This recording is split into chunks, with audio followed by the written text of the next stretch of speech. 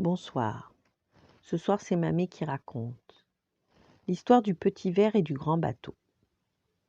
Il était une fois un navire qui voguait sur les mers avec de nombreux matelots à bord. Un de ces matelots avait une pomme et comme il avait faim, il la croqua. C'est alors qu'un petit ver sortit du fruit. « Cette pomme m'appartient, je l'ai trouvée le premier !» Mais le marin se contenta de rire et de souffler sur le ver qui tomba de la pomme sur le pont. Le matelot mangea la pomme, jeta la queue dans la mer et alla se coucher. Le petit ver sur le pont pleurait, car toujours les plus forts faisaient ce qu'ils voulaient de lui. Alors, il grignota profondément la coque du navire et perça un petit trou. Ensuite, il grimpa sur le mât et attendit la suite des événements. Les matelots dormaient profondément et ronflaient comme des hippopotames. L'eau s'infiltrait lentement dans le bateau. Et soudain on entendit un cri. Le commandant rêvait qu'il prenait un bain dans sa baignoire et se savonnait la tête, mais qu'il se mettait du savon dans les yeux.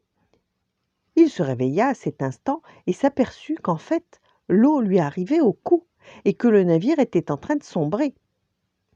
Il sonna l'alarme et aussitôt le bateau grouilla de marins en bras de chemise qui criaient de toute leur force « SOS, SOS !» Ils couraient dans tous les sens.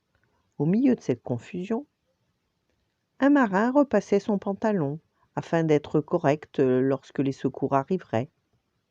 Un autre secouait ses habits et se lavait les dents, car il ne voulait pas souiller la mer. Mais le matelot le plus effrayé et qui criait le plus fort était celui qui avait mangé la pomme et qui courait autour de la boussole en criant « C'est la fin, c'est la fin !» Le petit ver perché sur le mât riait à perdre haleine. Un jeune marin s'était mis du coton dans les oreilles et lisait tranquillement un livre. Comment apprendre à nager rapidement. Le timonier s'était mis dans un tonneau, tandis que tous essayaient de trouver le salut. Le jour commençait à poindre lentement.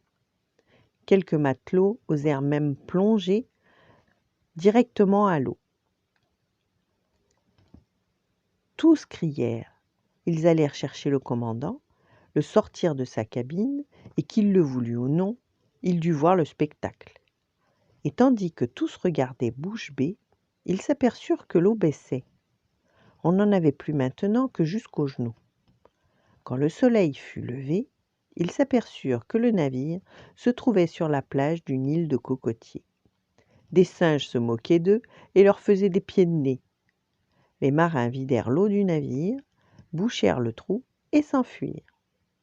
Au tout dernier moment, le petit ver sauta dans l'eau, nagea jusqu'à l'île. Il y trouva une noix de coco, où il y creusa sa jolie maison. Il y demeure toujours aujourd'hui. Voilà, bonne nuit, faites de beaux rêves et à demain.